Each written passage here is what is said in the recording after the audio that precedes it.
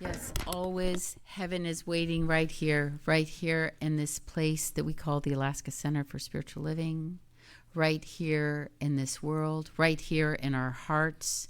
God is always waiting for us, waiting in sound, in music, in harmony, breathing life and light into our children and that very childlike place that each of us has in our hearts. Please join me in affirming, and so it is. As we move into honoring and lighting the candles and flames of oneness, I ask that Michelle Kuntz comes forward. She'll be helping us today. I like to keep the clapping at the beginning so that when we're moving into the lighting of the candles, then it becomes a more sacred time. So we are an interfaith gathering, a spiritual community that honors all teachings and all spiritual teachers. And now we begin the ceremony that celebrates this oneness of life, which acknowledges that all peoples and all faiths come for the one universal presence, which we call spirit. And so let us begin. The Tao, honoring the universal path of harmony and equilibrium, the natural way. Shamanic traditions, honoring the beliefs and practices of all indigenous peoples, the way of pristine spirituality. Hinduism, honoring the path of knowledge, action, and devotion. Judaism, honoring the ethical path of living by sacred law. Buddhism, honoring the Four Noble Truths and the path of compassion. Christianity, honoring the Christ consciousness as the path of love. Islam, honoring the path of submission to the will of God as the highest calling. New Thought, which is science of mind, honoring the metaphysical path of mental healing through the practice of universal spiritual principles. The last candle is the healing candle of love, and we invite you in the stillness of your own mind to bring to awareness the names of anyone you wish to be included in this healing flame of love, light, and peace.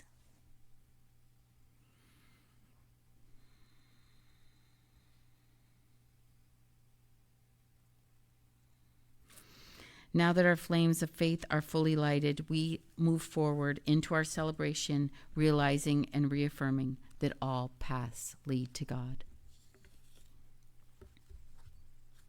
Our inspirational quote comes from Ernest Holmes' What Religious Science Teaches, page 47.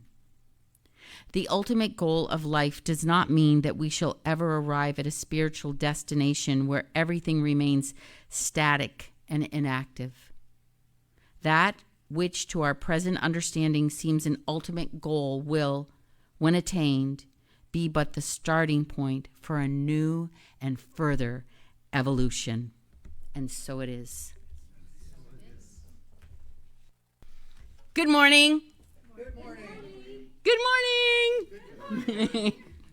My name is Karen Valera Sherman, and I am one of the licensed practitioners here at the Alaska Center for Spiritual Living, and I am so glad to see all of your beautiful faces here in the center and to know that there are more beautiful faces right there online. And so thank you for joining us this beautiful Sunday morning.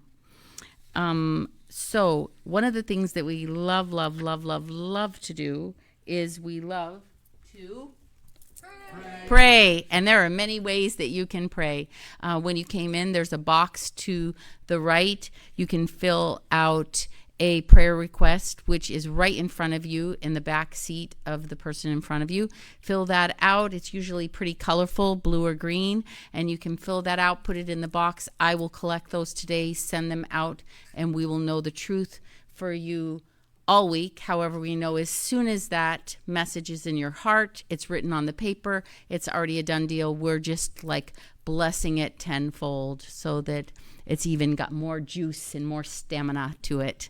And then And then also you can call in. Rev Dawn will receive messages and get back to you. You can call one of us. We have cards right there hanging, and so you're welcome to call us for a more in-depth prayer.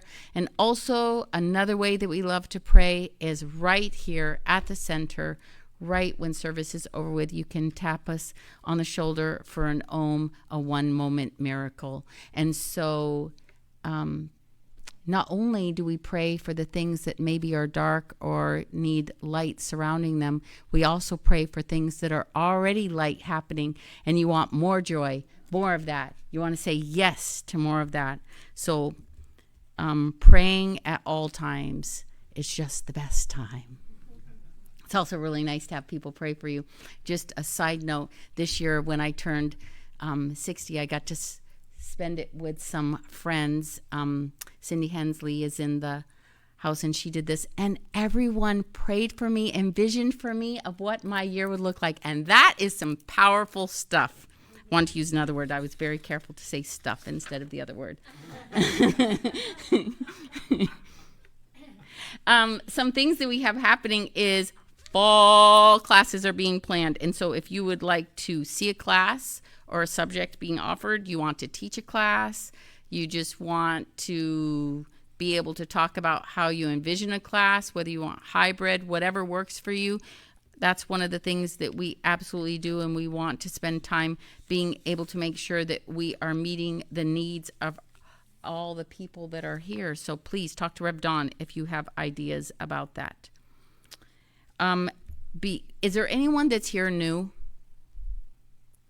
If there is someone that's here new that did not wish to raise their hand, Cynthia is in the back. She can go like this, and you can see her, and she will give you a gift that we have waiting for you. Also, if you're online and you'd like to receive that gift, please reach out and let us know, and we are happy to make sure that you receive that. And there's also ways that you can ask for prayer. There's a button. Look for the button, and Rev Linda will make sure that we have those prayer requests.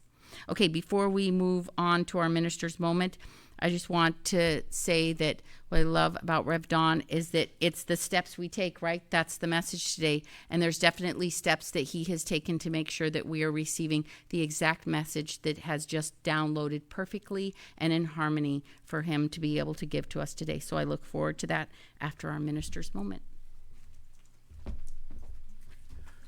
Thank you, Karen. Juice? I don't think that's in the curriculum anywhere. I'm not sure, but juice. I've been asked, are we going to have classes during the summer? The answer is no, we're not going to have full classes during the summer, but we're not just shutting down during the summer either, in terms of things other than Sunday celebrations. We plan to have at least 2 workshops similar to what we had with Reverend Bonnie Rose. We will be having a picnic. That ought to be a lot of fun. There has been interest expressed in restarting the ancient tug of war between Team Rev and Team Kaleem. We'll have to see how that unfolds. But yes, we are busy and active during the summer. We've got a lot of things planned to be revealed. And now, music.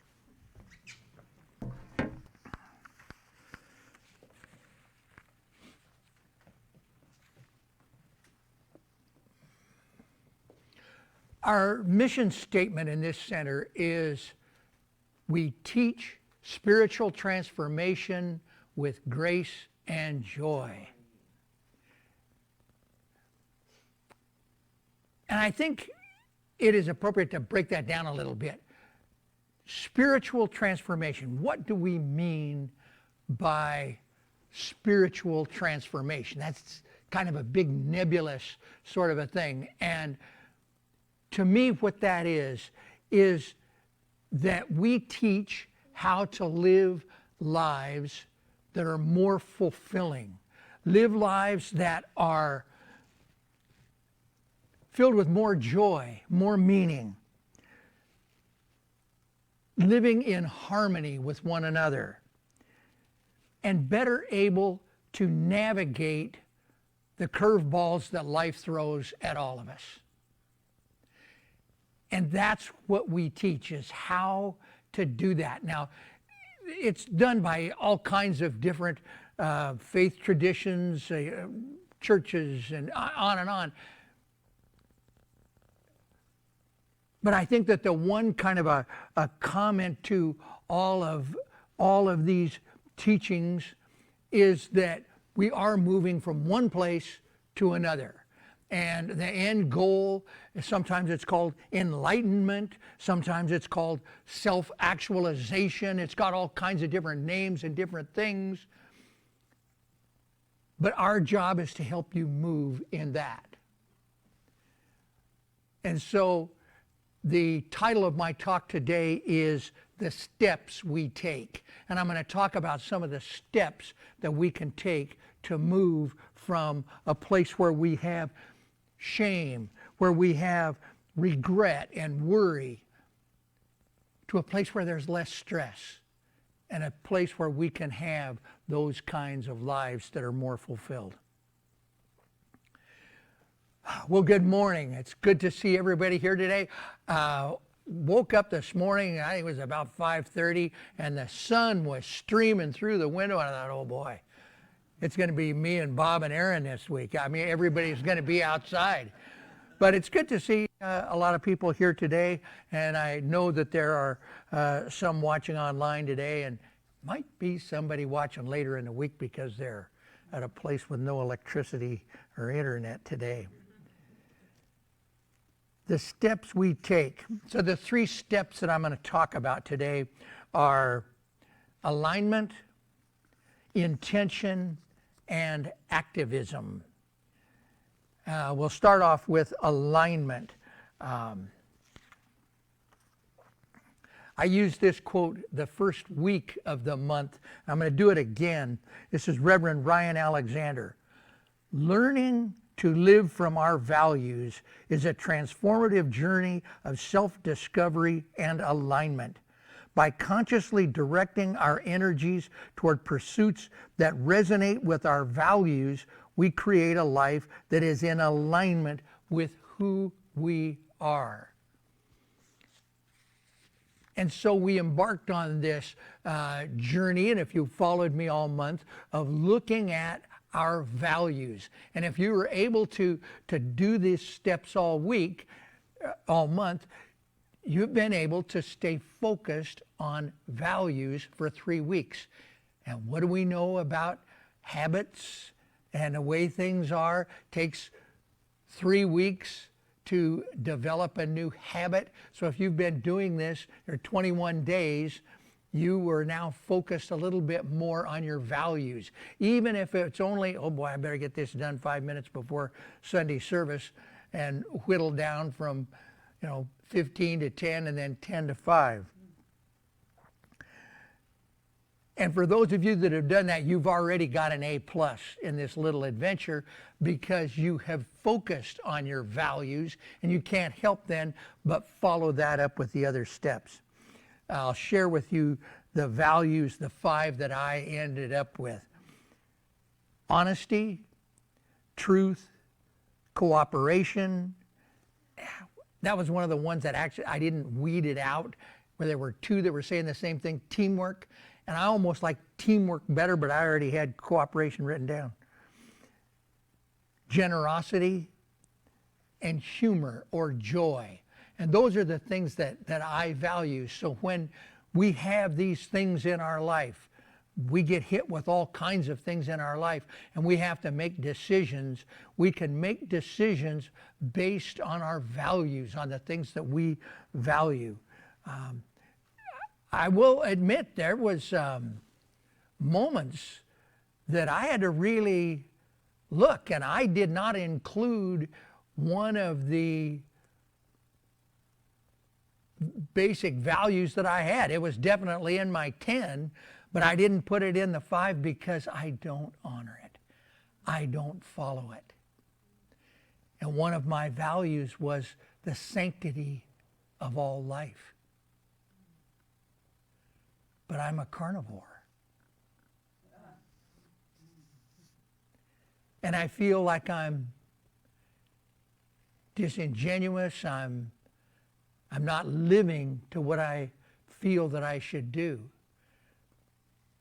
And I have, in the past, the way I navigate that is I say, well, I always honor those that have given their lives, their love, and their labor that we might eat, that we nourish our bodies, that we can nourish life. Sometimes I wonder if that's just a way to cover it up.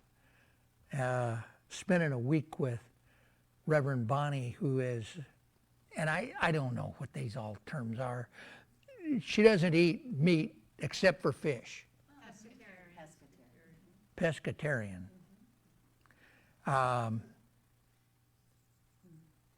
Maybe I ought to give that. I know I'm not going to do that. Generosity. I was searching for a story to really illustrate the power of generosity. And I mean, if you've been coming any time at all here, you know I talk about generosity a lot, particularly when it's time to pass the basket. There was a nonprofit that had a very, very wealthy, I mean, this guy's multi-billionaire in their town, and he had never given this little nonprofit any money, and they decided to go ask him for money. And so they got up their gumption, they got their little plan together, they got their presentation, and they got an appointment, and they went in, and he listened intently about what their mission was and what they were doing and how his gift could help them. And he said, thank you very, very much. It was a wonderful presentation, and I honor your mission and what you guys are doing. This is just great. But he said, I want to ask you something. He says, are you aware that my mother is 97 years old, and she's in a home, and she requires 24/7 nurses care? And they said, no, we didn't know that. Did you know that my sister is a single mom of 7? She struggles to make it on her own. And no, we didn't know that. Well, did you know that my oldest boy is struggling with addiction, and right now he's just getting out of his 3rd rehab? No, we didn't know that either. And did you know that my youngest boy is in Africa right now helping 3rd world communities drill for and get clean water? No, we didn't know that. And he said, and what makes you think that I would give you anything when I don't give them anything? Which is the 5th one, value of humor. I think we fell flat on that one. Here is a quote, and this is from Tony Faucret. Now, I have no idea who Tony Faucret is. And I'll just be honest with you, I Googled it, and it came up, and this guy in his blog on December 14th of 2010 wrote, and the reason I copied this is he said exactly what I wanted to say. He said it really well. Being spiritually aligned means discovering the essence of your being and the deepest values by which you live. You connect to a higher source of intelligence or power, identifying with something greater than the material world. That is to say, when you are in alignment with your values, that there is a power that's greater than what we see in this material world that's helping you along. And I thought that was particularly powerful. And it's a segue into my second point, which is intentions. It's great to understand our values and maybe make decisions based on those when we can remember them and think about it. But if we can set our intentions framed in those values, it gives us sort of a head start. Maybe a little more juice. I don't know how that works, but intentions, deeply influenced by our values, are the seeds from which our thoughts, words, and actions grow. Our values are our guide, shaping our intentions by aligning them with those aspects of life that we find most meaningful. When our intentions are in harmony with our values, they become powerful catalysts for creating positive change in our own expressions of authenticity. We know that our thoughts are creative, and we can choose what we think about. 2 weeks ago, Kaleem gave a great talk, and he urged us to think about the good. He said, think about whatever is true and noble and right. And then he made a modification to a saying that's been around New Thought for a long, long time. And what Kaleem said was, where attention goes, energy flows, and something grows. And it's where we focus our attention. So if we are focused on those things, if we're focused on stress, what are we going to grow? More stress. If we're focused on regret, it's in the past. We can't change it. If we focus on worry, we're going to create the very thing that we don't want. We can step away from shame. Last quote I have. Dennis Merritt Jones is a minister in our movement. He's a prolific writer. And he wrote a book. It's called The Art of Living. And in that he wrote, to be impeccable in our word is to bring our spoken word and our unspoken intention into alignment so that the inner thought and the outer action are the same. And then that's the segue into our third point, which is activism. There are centers, just like us, in the lower 48, that are, and other places in the world too, Canada, Mexico, Europe, but who are very engaged politically, socially, and they really get out and get into a lot of things. And that's not my style. It's not what I'm good at. I grew up in the 70s in the Vietnam War. I was in college while all the protests were going on. I never joined the marches. I was very, very much against the war, but I didn't lead all the protests or participate in them. I got a t-shirt from Reverend Bonnie, and it's heartivism. So instead of getting out and marching and protesting, we lead with our heart. Instead of being pro-Palestine or pro-Israel or pro-anything else, what we're pro is pro-love. We are pro-heart. We are pro those things that we value and we embrace in our lives. And I think that as we step into this holiday weekend, this 3-day weekend, tomorrow being Memorial Day, I think that it's fitting to take a pause and to remember the memory of those who gave their lives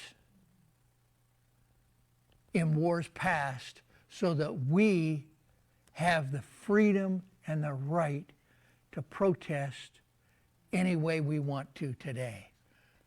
As long as we don't hurt other people, we can lead protests, we can do any of the things that we want to do. But I think it is important to honor those who gave the ultimate price. So Memorial Day is always, for me, an important holiday. Conclusion, what I want you to take away today, yes, we're going to get out early. Self-actualization requires the interplay of alignment, intention, and activation. Alignment involves connecting with our true selves and identifying our core values, allowing us to live in harmony with our authentic nature. As we align our thoughts, beliefs, and actions with our values, we create a sense of coherence and congruence. Intention acts as the driving force behind our actions, setting a clear direction for our choices and action in accordance with our values and principles. It allows us to create a life that is filled with meaning and purpose, a life that is moving toward enlightenment and self-actualization. And so with that in mind, so with this idea that we can take these steps, the steps we take toward enlightenment or self-actualization, that I invite my colleagues, the practitioners, to join me in knowing a higher truth for our congregation, into knowing that as we go through life, we can and will and do experience challenges, obstacles, things that sometimes hurt, but that there is a power in the universe that's greater than we are, that can help us navigate those difficult times. And when we step back and we embrace our values, it gives us this opportunity to set our intentions for a better way of living, and we can step in and take the steps to live that better life.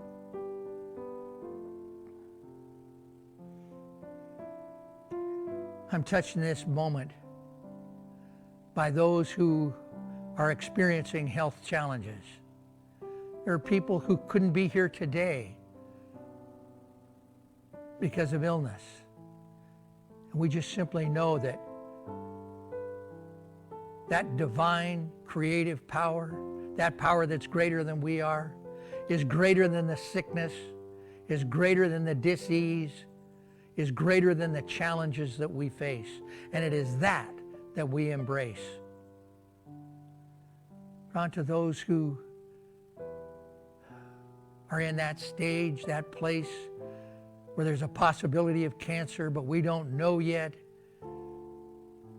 We just know that that infinite creative power is helping us and guiding us through this time of uncertainty and question. So we can release the worry, we can release the concern, and we can know that God is with us.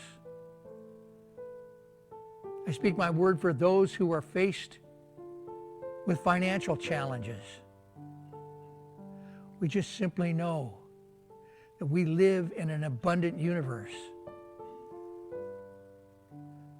And we have within us the capacity to live a life fulfilled, to live a life of meaning, to live a life of harmony and joy. And lastly, I speak my word for those who feel a separation from God, separation from one another, whether it be in a work situation, a family situation, friendship. It makes no difference, because we are all individualized expressions of that infinite power. We are all children of the Almighty. We are all products of that infinite creative force. And as such, we are made of that infinite creative force. And the nature of that force is one of love. And so at our basic being, the heart of who we truly are, we are beings of love. And even though there are wars, there are strife, there are all these things going on that appear to be dissent, appear to be hatred, we know that as human beings, our nature is one of love. We can step back, turn our focus away from the bombs, take our focus away from the hatred, and place our focus on love. Loving one another, and loving ourselves. And so we just give thanks. We give thanks for our awareness of that infinite power. We give thanks for being aware of the steps that we can take toward moving to that place where we are greater than all of the conditions. For we are children of the Most High. We give thanks, and now we just let it go. We let it be. And so it is. Amen. Namaste.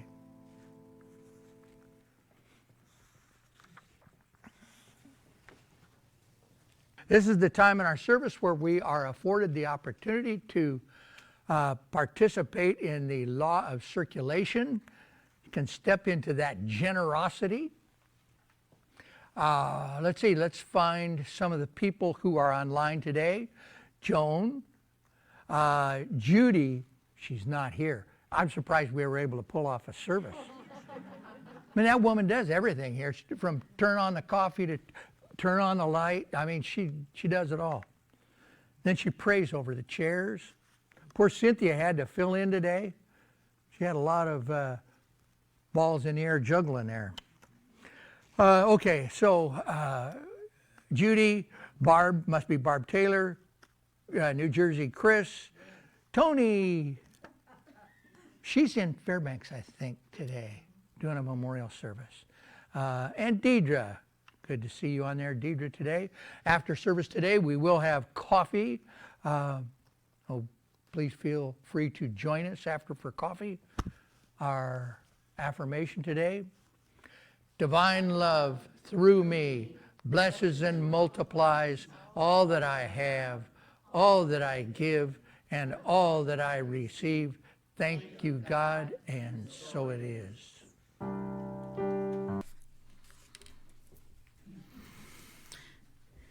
So as we bring our service to a close, all of that oneness and wholeness and that juice from a battery that ignites. There we go. Now you know where the juice comes from. The juice to the battery that ignites that expression that we brought into prayer, knowing all that goodness, all that light, and all of that peace. I bring it in. I breathe it in. I know that it is absolutely so. I give thanks. Yes, thank you, God. And so it is. And our affirmation, thank you for that song. Repeat after me. Where there is harmony, there will be peace. And so it is.